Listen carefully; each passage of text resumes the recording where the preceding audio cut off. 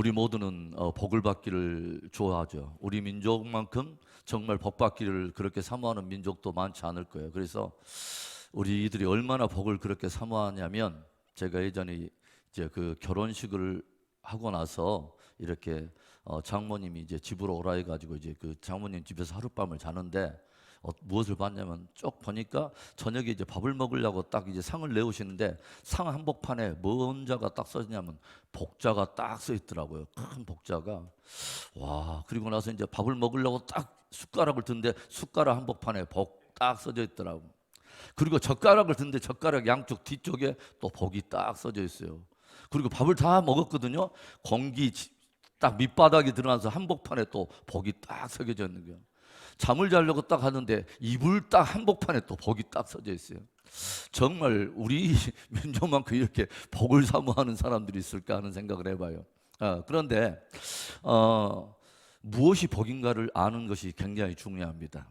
오늘 주님께서는 우리에게 아주 귀한 축복을 우리에게 또 말씀하세요. 그게 뭐냐면 우리의 심령에 하나님의 복을 받아야 된다고 하는 거죠. 그래서 우리는 이제 그동안에 몇 가지 성경에 나타난 기도의 패턴을 가지고 기도하는 방법을 우리 함께 나눠봤어요. 그래서 첫 번째 우리가 함께 붙은 기도는 뭐냐면 하나님의 전신갑주 기도를 우리 한번 패턴을 따라가 봤습니다. 이것은 정말 성도가 영적 무장을 어떻게 해야 될 것인가 하는 우리의 영적 무장을 위한 기도라고 말할 수 있어요.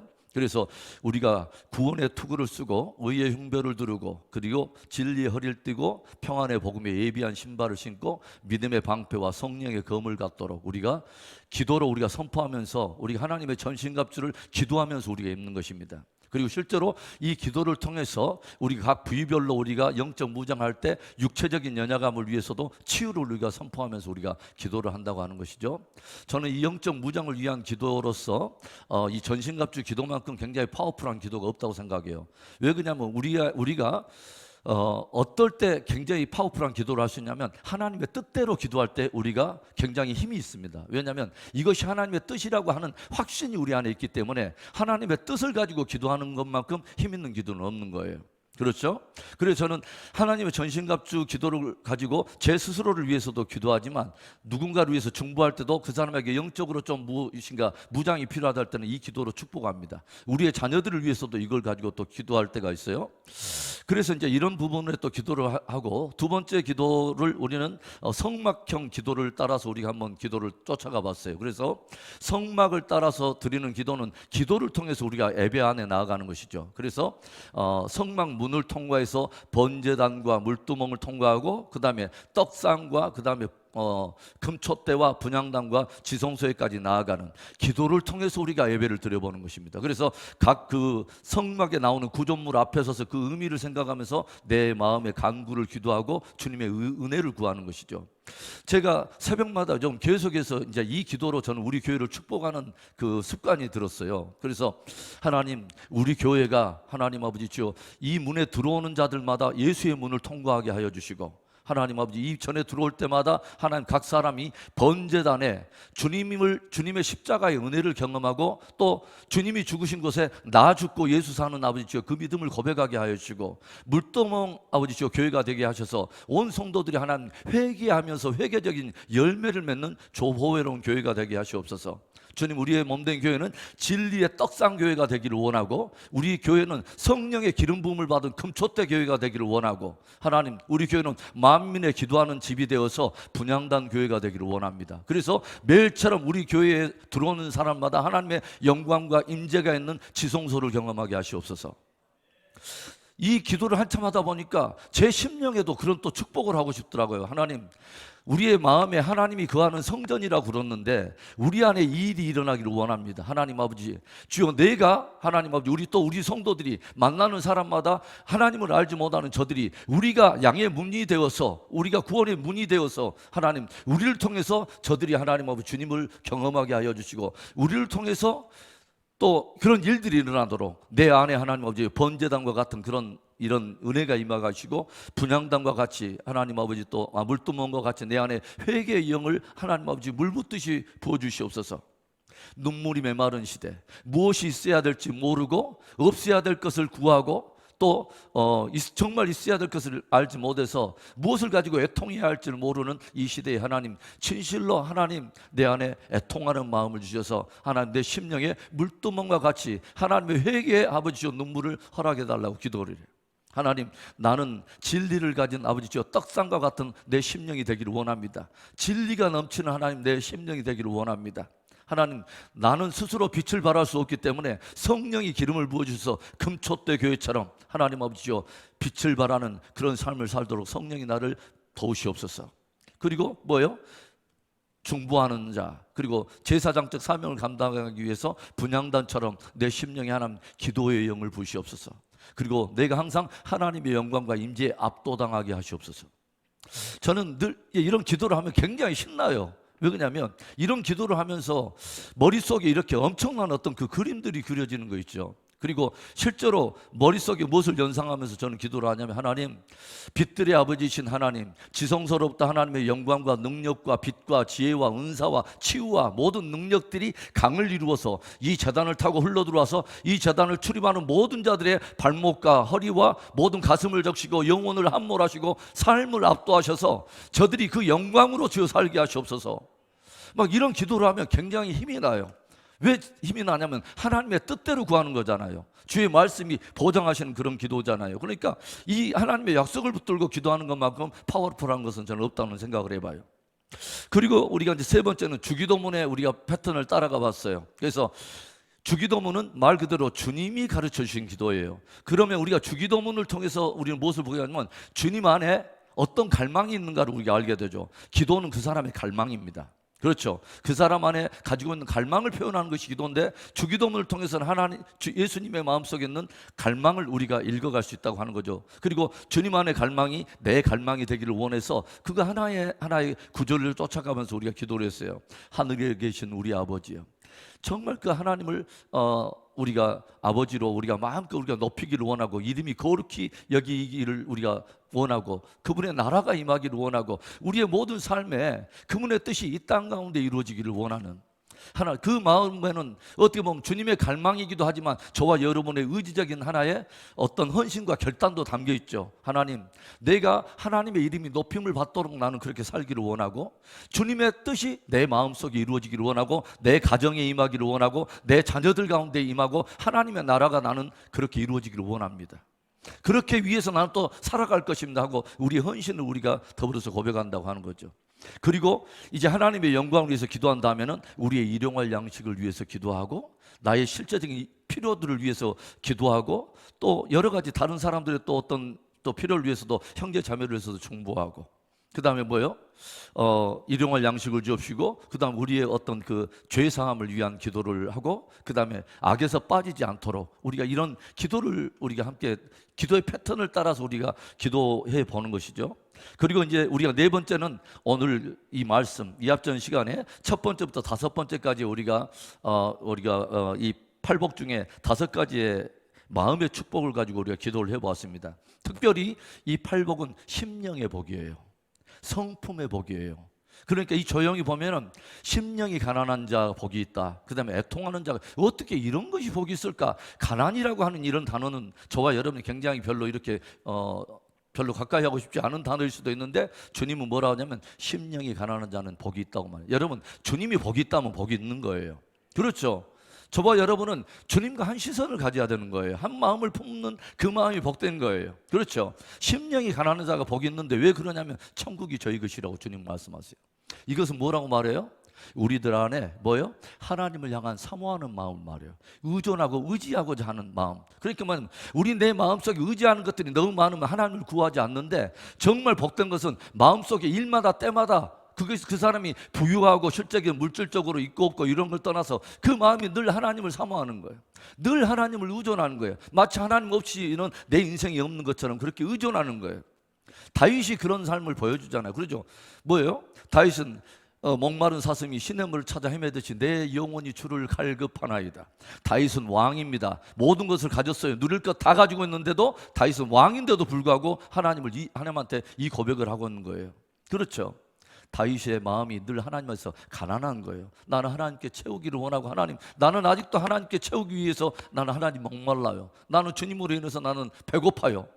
나는 주님을 나는 사모해요. 심령이 가난한 자 복이 있다. 그 사람은 진짜 복이 있는 사람이다 말을 하는 거예요. 그렇죠. 애통하는 자가 복이 있다. 그래서 죄악과 또 잃어버린 영혼을 향한 애통하는 마음, 그런 마음들을 가지고 이게 주님의 마음을 쫓아가는 기도예요. 그래서 팔복의 이 기도는 어떻게 보면 성품의 기도이면서도 내 존재적인 변화를 위한 기도라고 말할 수 있어. 누구를 담기 위해서? 예수 그리스도를 담기 위해서. 그렇죠. 이 팔복에 담겨있는 이 8가지 성품 자체가 다 예수님의 성품이에요. 너희 안에 그리스도의 마음을 품으라. 우리가 그리스도의 마음을 품고 기도하는 것이에요. 이 마음이 하나님 내 마음이 되기를 원해요 하면서 우리가 기도하는 거예요. 애통하는 자, 그 다음에 뭐요? 온유한 자가 복이 있다. 온유라고 하는 뜻을 제가 여러분에게 말씀드렸어요. 온유는 그냥 나약하고 좀 얌전하고 이런 개념이 아니에요. 성경에 나오는 온유의 개념은 뭐라고 그랬어요? 거친 말, 훈련되지 않고 제멋대로 날뛰는 말이 훈련되고 조련되어서 주인의 쓰시기에 가장 합당하게 준비된 상태가 온유라고 제가 말씀을 드렸어요. 그래서 온 지면에 모세보다 더 온유함이 승한 자가 없다라고 하나님이 말씀하시잖아요. 그 말이 무슨 말이에요? 이제는 내가 이 모세만큼 내가 쓰기에 합당한 사람이 없다라는 말입니다. 이제는 모세는 예전에 애굽의 왕자로서의 자기 어떤 기질과 어떤 그런 것들이 다 정제되고 다 광야에서 훈련되어져서 이제는 뭐요? 하나님 쓰시기에 딱 좋은 상태가 된 거예요. 그래서 하나님이 모세를 값지게 쓰셨다고 하는 거죠. 저와 여러분 안에 이런 온유함이 있기를 바라요. 그래서 하나님이 마음껏 좀 쓰실 수 있는 그런 온유한 자가 될 수 있기를 축복합니다. 그리고 나서 뭐예요? 의에 주리고 목마른 자. 그렇죠? 의에 주리고 목마른 자, 이것은 사람의 의나 나의 의가 아닌 하나님의 의에 대해서 목마르고, 하나님의 값없는 또 의를 힘입은 자들이 실제 의의 열매를 맺기 위해서 그렇게 갈급한 그런 마음이 우리 안에 들어오는 거죠. 그렇죠? 그 다음에 뭐예요? 긍휼히 여기는 자가 복이 있다. 그래서 하나님의 사람들은 긍휼이 있어야 돼요. 그렇죠? 바로 그것이 주님의 마음이라고 하는 것입니다. 그래서 긍휼히 여기는 자가 복이 있나니 저가 긍휼히 여김을 받을 것이요. 그 성경의 앞전에 제가 여러분에게 그런 말씀을 했죠. 야고보서 그 2장 13절인가요? 어떤 말씀이 있었어요? 긍휼은 심판을 이기고 자랑하느니라. 여러분, 심판보다도 훨씬 더 힘 있는 것이 뭐냐면 긍휼의 힘입니다. 그렇죠? 그래서 저와 여러분 안에 어떤 마음이 있기를 원하냐면 긍휼이 있기를 원하고 용서하는 마음이 있기를 원해요. 제가 예전에 유사성이라고 하는 한 짧은 시를 여러분에게 소개한 적이 있어요. 유사성이라고 하는 이 짧은 하나의 시인데 3줄로 짧게 됐어요. 우리가 서로 미워하고 헐뜯을 때 마치 우리는 짐승 같다. 우리가 서로 이해할 때 우리는 비로소 사람 같다. 우리가 서로 용서하고 기꺼이 용서할 때 마치 우리는 하나님 같다. 여러분, 용서는 우리 스스로 날 수 있는 거 아니에요. 진짜 하나님께로부터 용서받은 사람이 용서할 수 있어요. 그렇죠? 그리고 이 용서는 굉장히 보배로운 열매인 것이죠. 자, 그래서 이 긍휼에 대한 이제 품성을 가지고 우리가 함께 그 마음이 오기를 우리가 위해서 우리 함께 나눴는데, 이제 오늘 나머지 3개를 함께 우리가 여러분과 함께 나누려고 그래요. 자, 8절의 말씀, 5장 8절에 마음이 청결한 자는 복이 있나니 그들이 하나님을 볼 것이며. 얼마나 놀라운 축복입니다. 여러분, 하나님 보시기 원하세요? 여러분, 하나님을 경험하려면 이 복을 받아야 돼요. 마음이 청결하면 하나님 볼 수 있대요.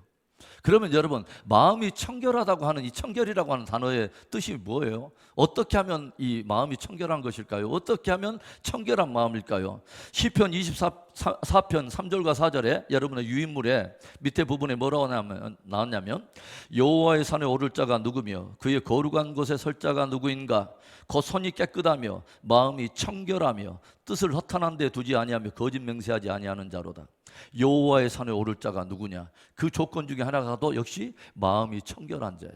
마음이 청결한 자가 하나님의 영광을 보고 하나님을 경험할 수 있다고 성경이 들려주는데, 그러면 여러분, 이 마음이 청결한 것을 저는 이렇게 정리를 해봤어요.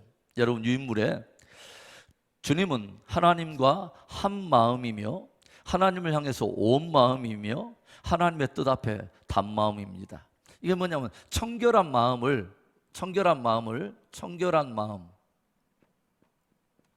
청결한 마음을 저는 세 가지로 저는 말을 했어요. 자, 따라서 합시다. 한 마음, 그 다음에 온 마음, 단 마음, 한 온단. 그래서 한 마음, 온 마음, 단 마음.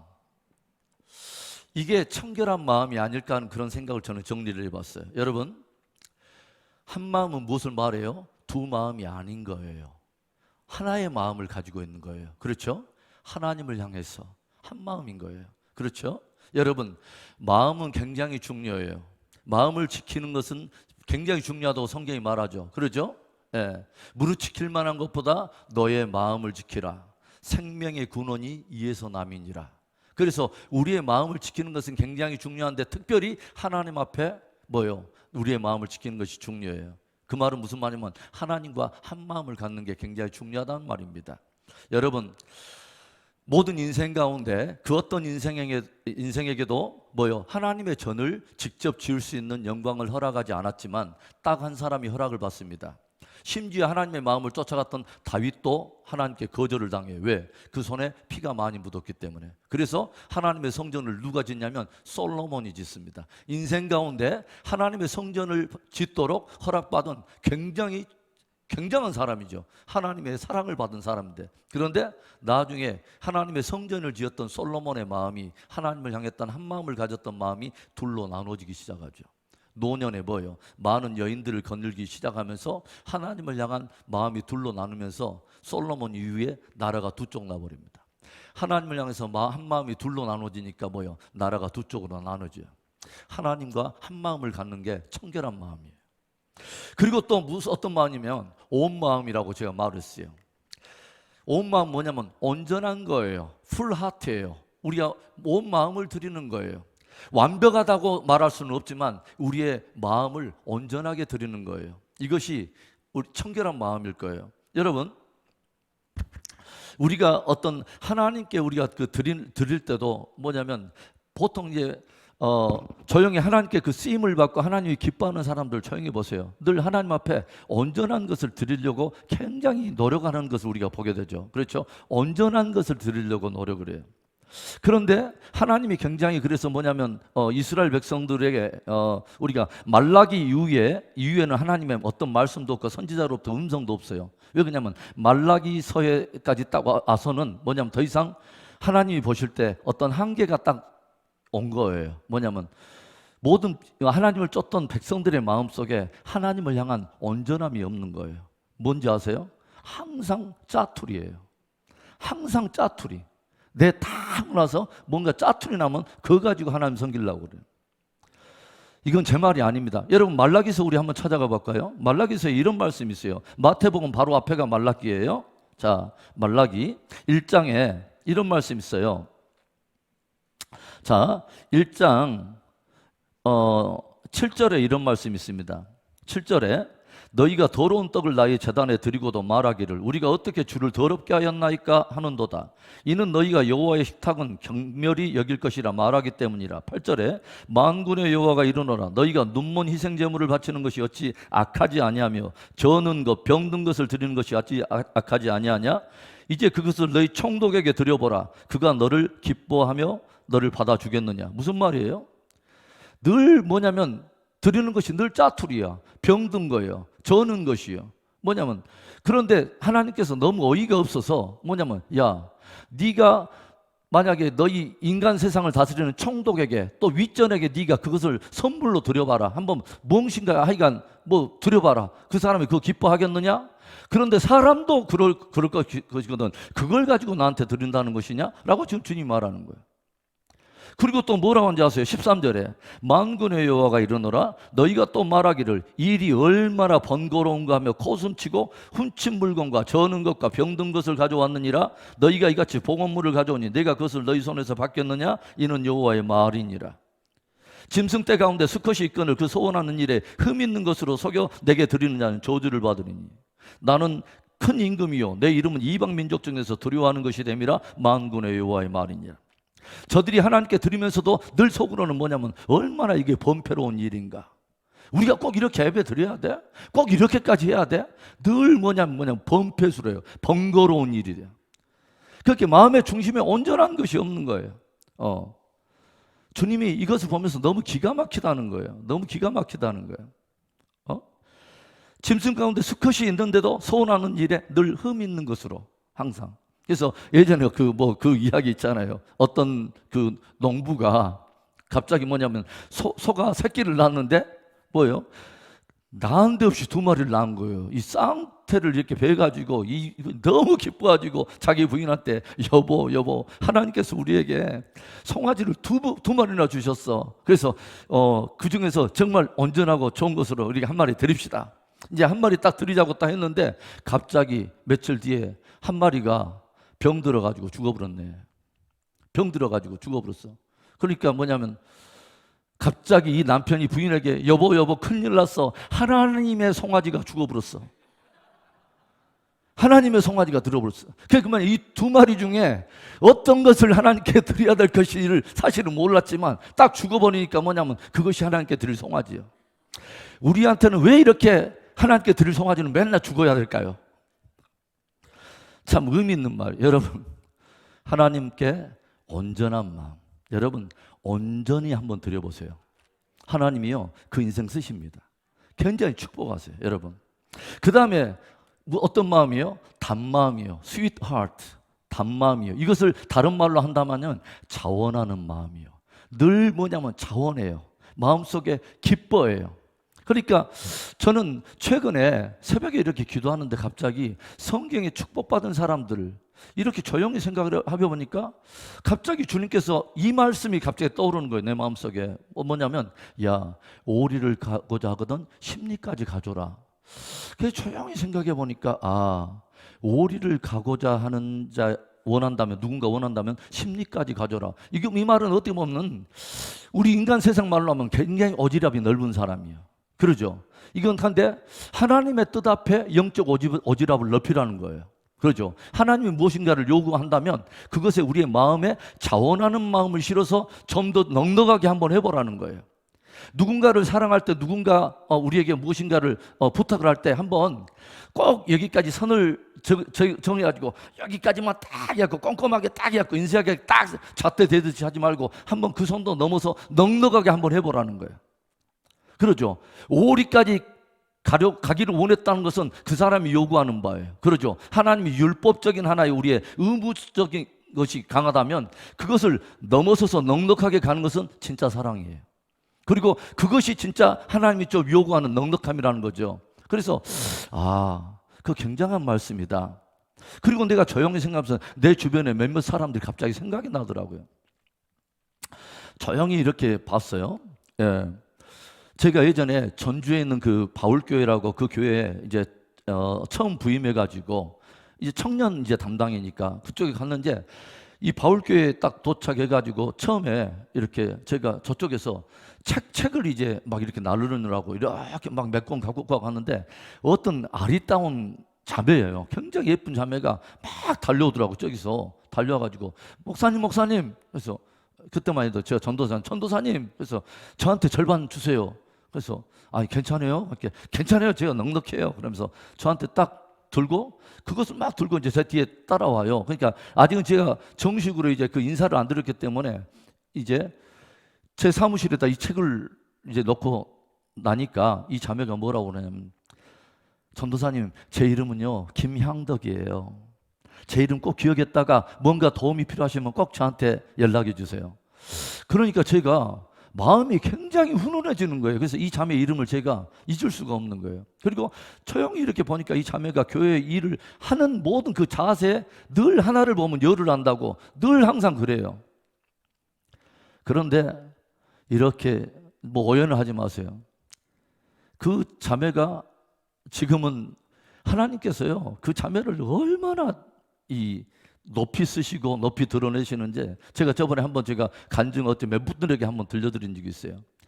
우리 그 형제랑 같이 지금 그 부부가 그 소광성 목사님 그 심무하신 새에덴교회 출석하는데 이 자매가 그 교회 전도왕이에요. 1년에 100명 이상 전도합니다.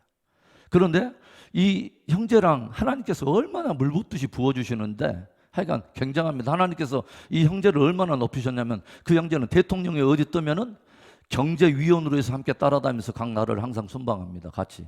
그 정도 레벨까지 하나님께서 높이 쓰셔서 이렇게 축복을 하시더라고요. 또 이렇게 조용히 보면은 또 이렇게 미국에서 제가 이렇게 그 목회할 때 어떤 이제 한 장로님이 계세요. 그 장로님은 이렇게 제가 한번 어느 날에 이렇게 감동이 돼서 그 장로님의 그 두 딸이 실리콘밸리의 그 마이크로소프트사에 둘이 이제 근무를 해요. 두 딸이. 그런데 이 장로님한테 제가 그 감동이 돼가지고 제가 이런 말씀을 했어요. 장로님, 이번에 우리 대학부에 우리 선영이가 4년에 공부해야 될 것을 3년 만에 끝내서 1년이 남아서 자기가 일본에 단기 선교를 가기를 원하는데 아마 좀 펀드레이징 할 때 모금할 때 돈이 좀 부족한 것 같아요. 그런데 제가 감동이 와서 장로님 권면하는데 장로님 기도 한번 해보세요. 우리 교회에서 절반 정도 될 테니까 장로님 한번 기도해 보시고 두 딸의 이름으로 한번 그 자매를 위해서 한번 선교비 한번 남은 부분을 좀 섬겨보도록 한번 도전 한번 합니다. 그러니까 그 장로님이 이런 방구를 하지 않으시고 저한테 뭐라 하냐면 아 그래요? 알겠습니다. 그러면서 제가 말한 액수의 2배를 얹어서 딱 이렇게 입금을 해주시더라고요. 그러면서 그 장로님이 그날 저녁에 바로 그 두 딸들한테 전화를 했대요. 야, 지금 하나님께서 이런 일들을 하기를 원하는데 네가 한 사람 한 사람 딸의 이름으로 해가지고 이것을 해가지고 너희들이 심어라 해가지고 그걸 심어요. 그러니까 항상 범사에 항상 그래요. 어떤 것을 요구하면 그 장로님은 항상 그 하나를 넘어서 이렇게 딱 하세요. 그걸 보면서 그 하나님께서 또 그분을 또 이렇게 축복하시는 것을 내가 이렇게 또 굉장히 많이 봐요. 그리고 우리 목포에 이제 왜 제가 이런 이야기를 하냐면 약간 신뢰적인 것을 좀 이렇게 말씀해 드리면 좋을 것 같아서 우리 목포의 그 CBMC 제가 지금 이제 지도 목사로 있잖아요. 거기 이제 지금 회장이 그 글로벌 마스터 뭐예요? 그 냄비 고급 냄비 세트를 파는 데인데 그분이 항상 여자인데도 참 대단해요. 대단해. 항상 어떤 일들을 하면은 어떤 뭐 행사가 있다고 그러면 이 집사님은 항상 뭐라고 하냐면 누군가가 어떤 선교사님이 이제 와서 부탁하더라고요. 집사님 글로벌 그 목포주에서 이것 좀 해보면 어때요? 그러면 이 집사님은 그 선교사님 말한 것에 꼭 넘어서 그러면 뭐 또 필요하시겠네요? 딱 말씀하면서 그건 제가 할게요. 항상 이런 식이요. 또 무엇을 부탁하면 그러면 이것도 필요하시겠네요? 하고 한 걸음 더 나아가. 내가 이렇게 조용히 보면서 야, 참 귀하시다. 제가 이제 그분 제가 저번에 잠깐 이야기했잖아요. 전 세계 그 샐러드 마스터에 전 세계 엄청난 수백 개 수천 개의 지사들이 있는데 작년에 12월에 전 세계 매출 1위예요. 그런데 그분의 이 신앙 철학이 뭔지 아세요? 그 집 가온을 나한테 소개해주더라. 목사님, 우리 집 가온이 뭔지 아세요? 우리 아빠 장로님으로부터 우리 자녀들 신앙 가온이 뭔지 아세요? 뭔데요? 전력 투구요. 그래서 그래서 이건 대단하시더라고요. 그래서 저는 그런 생각이에요. 단마음은 뭐냐? 자원하는 마음. 선을 지나서 넘어서 뭐냐면 자원하는 마음. 이런 것이 하나님이 원하시는 그런 마음이 아닐까 하는 그런 생각을 해봤어요. 자원하는 마음. 그래서 다윗이 뭐라고 말합니까? 범죄했을 때 시편 51편에 하나님이요 내 안에 성령을 거두지 마시고 내 안에 뭐라고 하냐면 자원하는 마음을 주사 구원의 기쁨을 회복하게 하시옵소서. 구원의 기쁨을 회복하시되 나로 하여금 자원하는 마음을 주옵소서. 무엇을 아는 거예요? 다윗은 어거지로 하면서 율법적으로 주와 그런 관계를 맺고 싶지 않다는 거예요. 뭐요? 단마음으로 주를 나는 섬기고 싶다는 거예요. 여러분, 이 마음이 저는 축복된 믿음이라고 믿습니다. 그렇죠? 누구와의 관계 속에서도 단마음으로, 온 마음으로, 한 마음으로 우리가 할 수 있다면 이런 사람을 하나님께서 축복하시지 않겠어요? 그래서 마음이 청결한 자가 복이 있다. 그리고 이런 사람들이 뭐라고 말하냐면 하나님을 보게 된다. 뭐냐면 하나님께서 자꾸 이런 사람에게 당신의 역사를 드러내 주신다는 거예요. 그렇죠? 그리고 우리가 그렇게 하나님을 우리가 경험하게 되고 하나님의 얼굴을 보게 되면 어떤 일들이 일어나요? 하나님의 역사를 많이 보고 하나님의 얼굴을 보게 되고 하나님의 은혜를 입게 되면요, 사람들을 사랑하게 돼요. 그렇죠. 그래서 여러분, 야곱이라고 하는 사람이 뭐요? 장자권 때문에 형 예서를 속이면서 그 바단 아람에 가가지고 외삼촌 라반의 집에서 20년 동안 정말 엄청난 그 고통을 당하잖아요. 어려운 시간을 당해요. 그러니까 야곱도 막 형도 속이고 야곱이 굉장히 속이는 일을 잘하는데 하나님은 너무 정확하신 분이에요. 예, 뭐냐면 뛰는 놈 위에 나는 놈 있다고. 뭐냐면 뛰는 야곱 위에 나는 라반을 붙여가지고 여삼촌 라반이니 자기 조카한테 품삯을 10번이나 바꿔불잖아요. 그렇죠? 뛰는 놈 위에 나는 놈이 있어요. 그러면 나는 사람 위에 더 한 수가 더 누구일까요? 붙어있는 놈이 있어요. 그렇게 뭐냐면 이 사람은 뭐냐면 나는 놈 위에 딱 붙어가지고 있어요. 아무것도 안 하고. 그래서 함께 그 은혜를 누리고 또 사는. 하여간 그런데 나중에 야곱이 뭐예요? 다시 이렇게 야복강으로 이제 돌아와가지고 자기 형 에서 만나려 생각하니까 너무 두렵잖아요. 그래서 밤새 하나님의 은혜를 구할 때 하나님을 만나게 되죠. 하나님의 얼굴을 딱 만나고 나서 그 이름을 분이엘이라고 부릅니다. 하나님의 얼굴.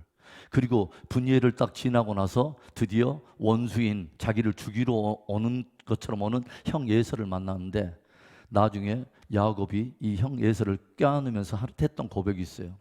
내가 형의 얼굴을 보니 하나님의 얼굴을 본 것 같습니다. 여러분, 하나님의 얼굴을 보고 하나님의 역사를 만나면 사람들을 사랑하게 돼요. 그러죠? 여러분, 청결한 마음이 이처럼 복 있는 거예요. 청결한 사람이 하나님을 만나게 되고 하나님을 만나게 되면 사람을 사랑하게 돼요. 귀한 은혜가 있기를 주의 이름으로 축원합니다. 자, 그 다음에 어떤 마음이에요? 청결한 마음 다음에는 화평케 하는 자는 복이 있다. 화평케 하는 자는 복이 있는데 왜 축복이 있어요? 저가 하나님의 아들이라 일컬음을 받으리라. 와, 굉장한 말이죠. 여러분, 하나님의 아들이라 일컬음을 받으리라. 하나님의 아들.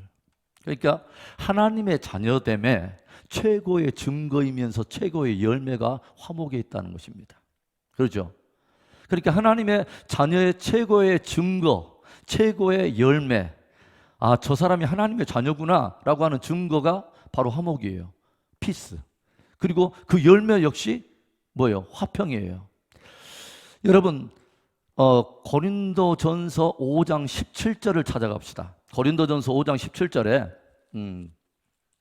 5장 17절에 우리 한번 찾아갑시다. 여러분, 우리가 예수님을 믿을 때 우리가 구원을 얻게 됐습니다. 그래서 이 앞전 제가 주일날 뭐라고 말했냐면 구원의 또 다른 이름이 영생이라고 제가 말씀을 드렸어요. 구원을 얻는다. 이것은 뭐냐면 영생을 얻게 되었다라는 말이에요. 또 구원을 얻게 되었다는 또 다른 말은 뭐냐면 저와 여러분이 하나님의 자녀가 되었다 이런 말입니다.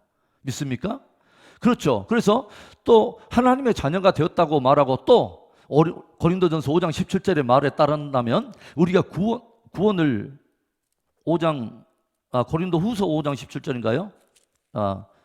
잠깐만요. 자, 5장. 예, 고린도 후서 5장 17절이군요. 예. 전후가 바뀌었습니다. 자, 291페이지. 거기서는 뭐라고 나오냐면 누구든지 그리스도 안에 있으면 뭐라고 말해요? 새로운 피조물이라. 그러니까 구원의 또 다른 이름은 저와 여러분이 하나님의 자녀가 되었다는 것이고 또 다른 이름은 새로운 피조물이 되었다는 것입니다. 그리고 이전 것은 지나갔으니 보라 new creation, 새로운 피조물이 되었다. 믿습니까? 여러분, 구원은 하나님의 시각에서 우리가 바라볼 수 있어야 돼요. 그러니까 뭐냐면 자꾸 이것을 우리가 어떻다고 하는 것이 아니라 하나님의 약속이 그렇다는 거예요. 그러니까 뭐냐면 하나님이 뭐라 하냐면 누구든지 그리스도 예수 안에 있으면 새로운 피조물이라고 하나님이 그렇게 인치신다는 거예요. 그렇게 보신다는 거예요. 그러면 우리가 하나님 보시는 그 시각을 내 믿음으로 받고 나도 그렇게 보는 거예요. 여러분과 나는 예수 그리스도를 믿음과 동시에 뭐요? 우리가 하나님의 자녀가 되었어요. 할렐루야. 저와 여러분이 새로운 피조물이에요. 이전 것은 다 지나갔으니 새 것이 되었어요. 아멘입니까? 여러분, 그것이 퍼펙트하게 달라졌다는 말은 아니에요. 뭐냐면 하나님이 그렇게 보신다는 말입니다. 할렐루야. 하나님이 보시는 그 시각으로 보는 것이 믿음이에요. 여러분, 내 느낌으로 내 감정으로 뭔가를 막 이게 아니에요. 우리가 늘 우리의 믿음은 하나님의 약속에 근거하고 있어요. 믿습니까? 그래서 우리가 저와 여러분이 하나의 피조물이에요. 피조물. 이전 것은 다 지나갔어요. 진짜 구원을 받았고 새로운 피조물이 됐고 하나님의 자녀가 딱 되었다. 딱 5장 17절에 나왔고, 그렇다면 이제 무엇이 따른다 것을 18절과 19절이 보여줘요. 자, 봅시다. 18절. 보라 새 것이 되었도다 하고 18절에 모든 것이 하나님께로서 났으며 그가 그리스도로 말미암아 우리를 자기와 뭐하게 하시고 화목하게 하시고, 또 우리에게 뭔가를 주셨어요. 뭐예요? 화목하게 하는 직분을 주셨어요. 그러죠? 또 곧 하나님께서 그리스도 안에 계시사 세상을 자기와 화목하게 하시며 그들의 죄를 그들에게 돌리지 아니하시고 화목하게 하는 말씀을 우리에게 부탁하셨느니라. 아하, 하나님의 자녀들에게 하나님은 뭐요? 자녀된 자들에게 두 가지를 부탁하셨어요. 뭐요? 하나님의 말씀, 그 다음에 뭐요? 화목하게 하는 직분. 하나님의 말씀, 이거 뭐냐면 화목하게 하는 말씀이에요. 화목의 말씀을 부탁하시고 화목하게 하는 직분을 주셨어요. 그러면 하나님의 자녀된 모든 성도들은 사실은 어떤 직분을 가지고 있어요? 피스메이커라고 하는 직분을 갖고 있어요. 그렇죠? 어디 가든지 피스메이커야. 저와 여러분은 피스메이커로 부름을 받았어요. 아멘입니까? 우리가 조용히 보면요, 이 관계들을, 여러분 신앙의 승리는 관계의 승리라고도 말할 수 있어요. 그렇죠? 하나님과의 수직적인 관계, 그 다음에 사람과의 수평의 관계. 어떤 사람은 하나님과 나의 수직적인 이것은 선명해. 그런데 수평이 늘 흐려. 그러니까 항상 이것만 보여. 이런 신앙을 어떤 분은 말할 때 몽둥이 신앙이라고 그래요. 뭐냐면 사람들 하나님과의 관계를 빌미로서 사람을 막 치기에 바빠. 그러나 수평의 사랑은 없어.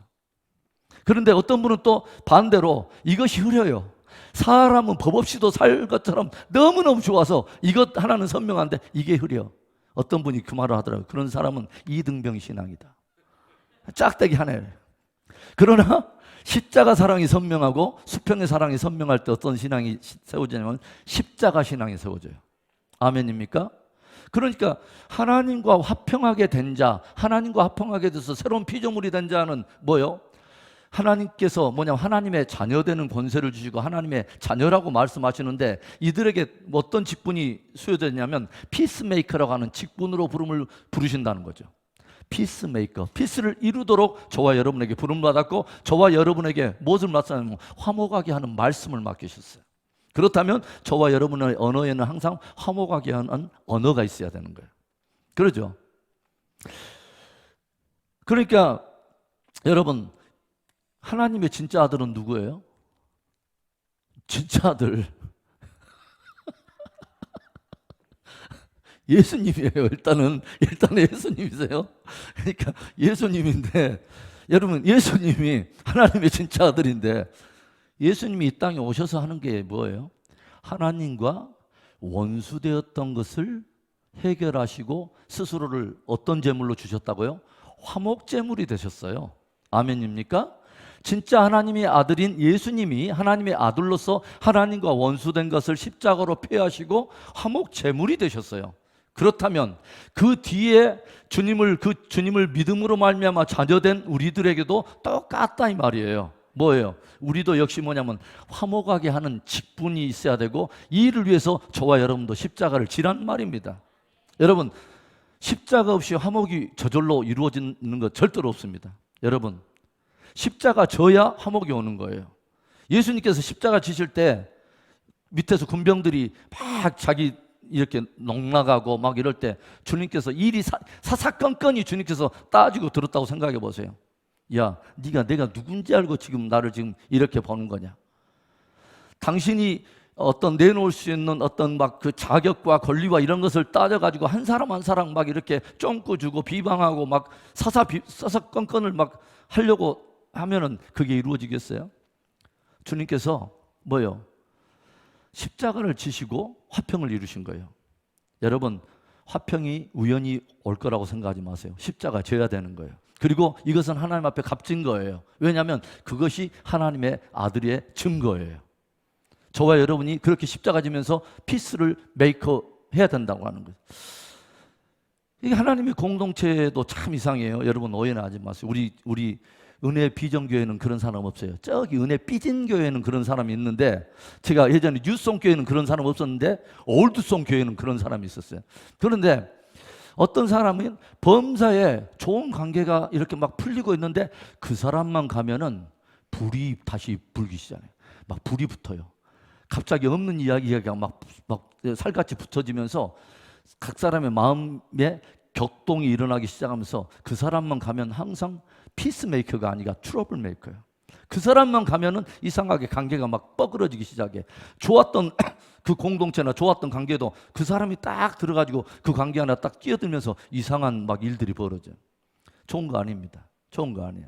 여러분, 하나님의 자녀에게는 주님께서는 뭐냐면 화목케 하는 직분을 주셨어요. 그리고 화목케 하는 말씀을 부탁하셨어요. 예전에 제가 그 미국에서 이렇게 그 목회를 할 때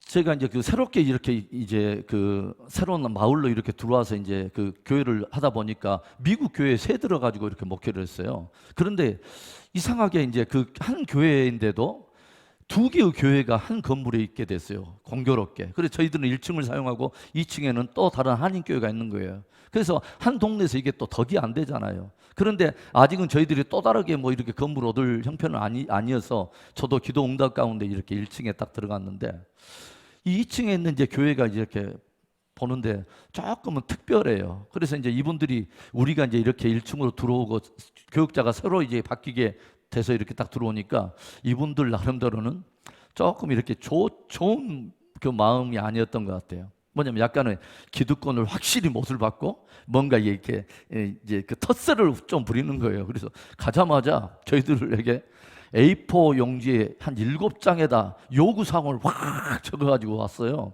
그리고 대표로 4대 4로 만나자고 해갖고 만났어요. 만나면서 만나자마자 막 굉장히 거칠고 유인물 딱 카피한 거 나눠주면서 요구사항 해가지고 막 했어요. 그래서 제가 우리 집사님하고 우리 장로님하고 이렇게 계실 때 조용히 들어보고 딱 했다. 딱 1분 만에 그 회의를 끝냈어요. 딱 그분들이 막 이렇게 하니까 제가 딱 한마디 했어요. 그렇게 하겠습니다.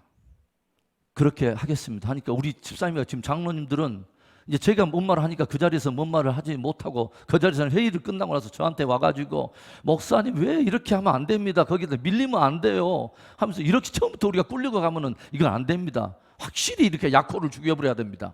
하면서 막 제가 이제 그런 말을 했어요. 집사님, 장로님, 제 말 들어보세요. 저한테는 저분들과의 어떤 관계 속에서 누가 기득권을 갖느냐가 중요한 게 아니라 행여라도 우리 성도들이 건물에 와서 예배드려야 될 하나님께 집중해야 될 여러분들의 마음이 나누어서 강팍해져서 저 사람들과의 관계 속에서 강팍해져서 뭐냐면 전혀 엉뚱한 데서 에너지를 쏟으면서 그렇게 할까봐 나한테 중요한 것은 여러분이 은혜 받는 것입니다. 여러분들이 정말 하나님께 신실한 거예요. 그 뒤로부터 보니까 막 안에서 해서는 안 될 일들을 굉장히 많이 하시더라고. 이분들 막 이렇게 제가 사무실에 이렇게 있는데 갑자기 바깥에서 목소리가 나는데 건물 한 중앙에다 딱 자기 교회 그 간판 붙이고 또 한쪽에다는 또 이렇게 주차장 라인들을 막 본인들이 또 차지할 거 막 그리고 그래서 이렇게 보면서 참 마음이 아프더라고요. 근데 조용하고 그분들을 축복하고 그냥 없는 듯 하고 우리 성도들에게 절대로 위에 분들하고 절대로 관계하지 말라고 그 어려운 관계를 만들지 말라고 그러는데요. 그게 뭐냐면 이건 교회와 교회의 말이기 때문에 사실은 좋은 말들은 아니에요. 사실은 부끄러운 말들이에요. 그렇죠? 그런데 이제 하나의 그 사례로 제가 이야기하는 거예요. 그렇게 하고 딱 나는데 어느 날 이제 그 위에 교회에 굉장히 그 대변인과 같이 굉장히 거친 분이 한 분 계세요. 근데 그분이 안 보여요, 갑자기. 안 보이는데 그분이 이제 그 뱅크의 텔러거든요. 그 뱅크의 미국 은행에서 이렇게 이제 앞에 이렇게 창구에서 이렇게 하시는 분인데 갑자기 교회에서 안 보이니까 그러니까 이제 우리 집사님이 그 은행에서 일 보다가 갑자기 그분이 계시니까 그분에게 물어본 거예요. 아니 요즘 집사님 왜 교회에서 안 보여요? 그분이 하시는 말이 밑에 교회 성도들 볼 면목이 없어서요. 그러면서 자기는 그 교회 그만뒀다는 거예요. 그리고서 뭐라 하는지 아세요? 요즘 저는 뱅크에 와가지고 이 동네에 좋은 교회 없어요? 라고 말하면 은혜 비전 주요. 뉴송 교회 가세요. 라고 자기는 전도한다는 거예요. 내가 참 감사가 되더라고요. 그죠? 그리고 나중에 그러니까 참 그러죠. 그러니까 뭐냐면 막 기를 쓰고 막 그러면 이분들이 잘 돼야 되잖아요. 그런데 그러지 않더라니까요. 점점 그분들의 교회가 점점 줄어들고 우리는 점점 이렇게 넓어지고, 결국 나중에 어느 날은 뭐냐면 너무 넓어지니까 이제 다른 건물 얻어가야 되나 하는데 하나님께서 아니다, 이 교회를 내가 너희한테 준 거야 라고 막 응답을 주시니까 우선은 좀 기다려보자 하는데, 어느 날 새벽 기도 딱 건너오니까 그 목사님이 저한테 내려와서 목사님, 저희 이번 주에 우리 이사 갑니다, 다른 데로 갑니다 라고 말하는데, 제 마음속에는 할렐루야지만 또 박하로는 또 놀렐루야 해줘야 돼요. 왜 그러셨어요? 하면서도 마음속에 하나님의 응답이구나. 딱 그런데요. 그 교회 이사 가는 주간에 오후에 우리 굉장히 행사를 우리가 큰 걸 잡아놨어요. 그런데 딱 보니까 위에 성도들이 얼마 없는데, 그날 주일날 오후에 그 짐 옮긴다고 막 그러는데 큰 차가 와 있는데 짐 옮길 사람이 없는 거예요. 그래서 제가 오후에 행사 다 캔슬하고 우리 성도들한테 다 위에 올라가서 이사 다 돕도록 했는데, 나중에 그분들이 가면서 울면서 갔습니다. 고마워서. 저는 그런 생각을 이렇게 해봐요. 우리 그리스도인들이 주님께 받았던 그 은혜들을 이렇게 생각하고, 하나님께서 우리에게 화평을 이루도록 우리한테 그 부르셨는데, 우리는 과연 십자가를 지면서 화평을 이루어내기를 원하는가? 여러분 기억하십시오. 저와 여러분이 이기는 것보다 하나님 앞에 진짜 값진 것은 화평을 이루는 거예요. 그러면 화평을 이루는 그 사람에게 하나님께서 요 증거를 주셔요. 하나님의 자녀된 증거를 주세요. 여러분, 그리고 그 사람을 하나님이 복되게 하시고 축복하세요. 할렐루야. 여러분, 그래서 하여간 이 하나님께 좀 이렇게 우리가 신실하게 반응하고 그럴 때 하나님께서 은혜를 주신다는 거죠. 며칠 이 앞전 주에 저한테 미국에서 하나의 그 편지가 하나 이렇게 직접 쓰셨어요. 이게 원로 목사님, 미국에 가면 이제 원로 목사님들, 그 은퇴 목사님들, 사모님들 이렇게 모임이 성광회라고 하는 데가 있는데, 그 총무님이 저한테 직접 이제 쓰셨어요. 그 나이 드신 은퇴 목사님들, 사모님들 볼 때마다 늘 해년마다 이렇게 우리가 이제 지방에서 교회들마다 이렇게 섬기는데, 돌아가면서 조금 섬기거든요. 그러면은 이분들이 이제 뭐냐면 마음 아픈 게, 올해는 보이는데 그 다음 해는 안 보이신 분들이 많아요. 그냥 이제 막 이제 돌아가시고 막 이러시니까 이게 또 이분들이 이제 그런데 이제 저희들이 늘 우리 뉴스홈께 이제 저는 가르쳤어요. 우리 은퇴 목사님들, 사모님들 잘해야 된다. 우리가 부모님 섬기듯이 우리가 열심히 잘해보자 해가지고 해년마다 우리가 잘 섬겨드리고, 또 이렇게 교회마다 이렇게 순방하면서 이 모임을 하는데, 이렇게 몇 개 교회에서는 이렇게 조금 눈치 주고 막 이래서 이렇게 총무 목사님 마음이 불편하신가 봐. 그래서 내가 전화를 했어요. 목사님, 다른 데서 장소 쉽지 않으면 저희 교회 언제든지 오세요. 언제든지 오세요. 그렇게 오시면 우리가 이제 막 이렇게 여전도에서 막 그 요리해가지고 대접해드리고, 용돈 또 100불씩 다 해가지고 이제 다 드리고 막 이래요. 그러니까 막 이렇게 섬겨드렸더니 이분이 직접 자필로 해서 이것을 보내왔어요. 사랑하는 오목사님, 사모님, 온 가족 평안하시지요? 지난 2년 동안 성광회 총회를 못하다가 3월 30일 나성교에서 개최했습니다. 지난 연말에 그동안의 성광회 운영 보고 자료를 준비하면서 새삼 목사님께 감사하고 감사한 마음이 강하게 일어났습니다. 별첨하는 그 모든 자료에 성광회를 향한 목사님과 뉴스홈교의 사랑이 가득 담겨 있습니다. 다시 한번 감사하고 감사하며 귀한 사역에 승리하시기를 축복합니다. 저는 늘 그런 생각이 있어요. 하나님 앞에 우리가 반응하고 주님이 말씀하신 것을 우리가 좀 넘치도록 우리가 반응할 때, 나는 하나님이 축복하신다고 믿습니다. 나는 우리 은혜 비전교회가 그렇게 쓰임받기를 원해요. 그래서 요즘 제가 새벽에 이런 것을 가지고 기도해요.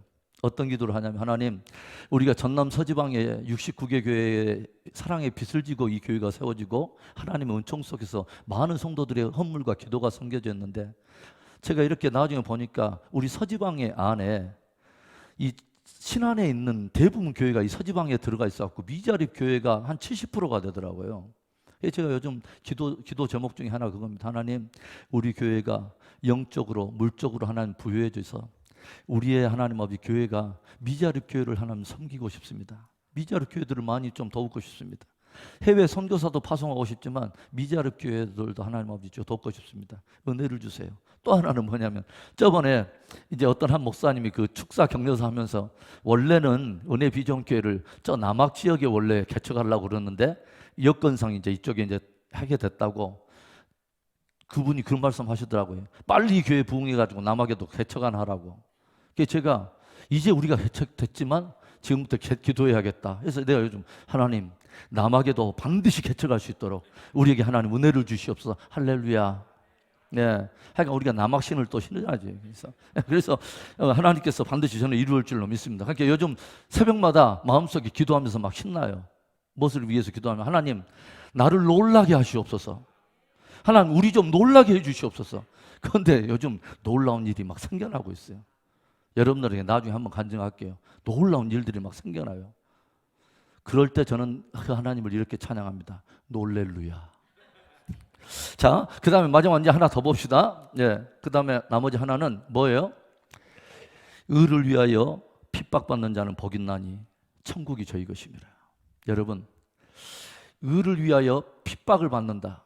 여러분, 핍박이란 단어 여러분 즐거우세요? 별로 이렇게 마음속에 와닿는 단어가 아닌데 주님은 이것을 복이 있다고 말해요. 의를 위하여 핍박받는 사람은 진짜 복이 있다. 왜냐하면 저들에게는 천국이 저들의 것이며 또 뭐요? 나를 거스려서 욕하고 너희들을 막 이렇게 무할 때는 너희들은 즐거워하라. 하늘에서 너희의 상이 큼이니라. 저는 여러분과 저의 눈에 이 영광의 비전이 다가오기를 원해요. 뭐예요? 우리 삶 속에 찾아오는 신앙 때문에 찾아오는 고난 안에 담겨있는 영광을 알기를 원해요. 고난이 고난으로만 보이는 것이 아니라 고난이 뭐요? 포장되어 있는 영광인 것을 여러분 알기를 원합니다. 여러분, 이건 굉장한 축복이에요. 우리의 시각 속에 사람들은 뭐요? 핍박이라고 하는 단어를 이건 뭐냐면 지가 잘못했고 지가 고난당한 것은 핍박 아니에요. 이거 지금 말하는 게 아니에요. 주님의 의와 진리를 지키기 위해서 복음 때문에 당하는 고난을 말하는 것입니다. 믿음을 지켜내기 위한 고난인 것입니다. 할렐루야. 이것은 주님이 복이 있다고 말씀하세요. 왜? 그 고난은 고난으로 끝나는 것이 아니라 천국이 저희 것이며 하늘에서 상이 크기 때문에. 할렐루야. 그래서 바울이 늘 뭐냐면 고백하잖아요. 현재의 고난은 장차 나타날 영광에 중한 것에 비교할 수가 없다. 저와 여러분 안에는 영적인 산수를 잘해야 돼요. 뭐예요? 영적인 무게질을 잘해야 돼요. 이것이 믿음의 좋은 원리예요. 이것과 이것의 가치를 한번 따져보라는 거예요. 현재적인 이 고난의 무게와 장차 다가올 영원한 영광에 중한 것의 무게를 한번 달아보라는 거예요. 그리고 진짜 영원한 영광의 그 중한 것들을 정말 귀하게 볼 줄 아는 그 믿음을 가지라는 거예요. 그것을 영광을 봐야 그 영광의 무게를 진짜 알아야 무엇을 나오냐면 현재적인 고난을 넘어갈 수 있어요. 할렐루야. 이건 제 말이 아니에요. 자, 히브리서 11장 이 말씀 보고 이제 마칩니다. 자, 히브리서 11장 가봅시다. 믿음의 전당이라고 불리우는 히브리서 11장에 자, 보겠습니다. 여러분, 여기서 보면 히브리서 11장은 특별히 믿음장입니다. 히브리서 11장은 그래서 11 바로 옆에다 믿음장이라고 써서요. 여러분, 자, 그래서 히브리서 11장 믿음은 바라는 것들이 실상이요 보이지 않는 것들을 증거니 해가지고 믿음의 사람들의 이야기가 쭉 나옵니다. 그렇죠? 믿음으로 아벨은, 믿음으로 에녹은, 믿음으로 막 노아는 쫙 나오는데 이런 이야기들을 쭉 나오면서 이 11장에 보세요. 이들은 다 자기가 가지고 있는 믿음 때문에 무엇을 받았다는 것을 말하냐면 기꺼이 고난을 감당했다라는 것을 들려줘요. 그런데 그 고난을 당한 이유에 대해서 뭐라고 말하냐면 이런 말을 아브라함의 예를 들어서 아브라함과 사라의 믿음을 말하면서는 이런 말을 해줘요. 자, 15절에 그들이 나온 바 번향을 생각하였더라면 돌아갈 기회가 있었으려니와 그들이 이제는 뭐예요? 더 나은 번향을 사모하니 곧 하늘에 있는 것이라. 뭐요?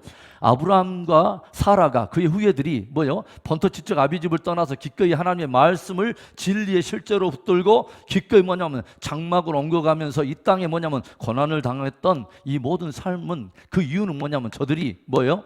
하늘에 있는 본향을 사모했기 때문이다. 더 나은 본향, 더 나은 본향. 이 히브리서에서는 더라고 하는 단어가 굉장히 중요해요. 우리의 신앙에서도요. 불국적으로는 더와 덜을 잘하는 게 우리 신앙의 원리예요. 더와 덜의 이 차이. 먼저와 나중에 일을 잘 분별해서 그 우선순위와 무게중심을 잘 따지는 것이 신앙생활 잘하는 거예요. 그래서 더 나은 번양 때문에 이 땅의 번양을 기꺼이 내려놨다 이 말이에요. 좀 이런 것을 내려놨다 이 말이에요. 그 다음에 또 어디를 보시냐면요, 모세 이야기를 보세요. 24절에 믿음으로 모세는 장성하여 바로의 공주의 아들이라 칭함받기를 거절하고 도리어 하나님의 백성과 함께 고난받기를 잠시 죄악의 낙을 누리는 것보다도 더 좋아하고 그리스도를 위하여 받는 수모를 애굽의 보화보다도 더 큰 재물로 여겼으니, 이유가 뭐예요? 이는 상주심을 바라보십니다. 아멘. 그러니까 뭐냐면 이 땅에서 기꺼이 복음과 어떤 이것 때문에 고난받는 것을 더 좋아하고 이것을 소중하게 여겼던 것은, 죄악의 나를 누리는 것보다 더 소중하게 여겼던 것, 애굽의 왕자로서의 누려야 될 모든 것들을 누리는 것보다 훨씬 이것의 가치를 보배롭게 여겼던 이유는, 이는 상주심을 바라보십니다. 아멘. 그래서 더 좋아하고 더 큰 재물. 그 다음에 보세요, 35절에 여자들은 자기의 죽은 자들을 부활로 받아들이기도 하며 또 어떤 이들은 더 좋은 부활을 얻고자 하여 심한 고문을 받되 구차히 풀려나기를 원하지 아니하였으며, 뭐요?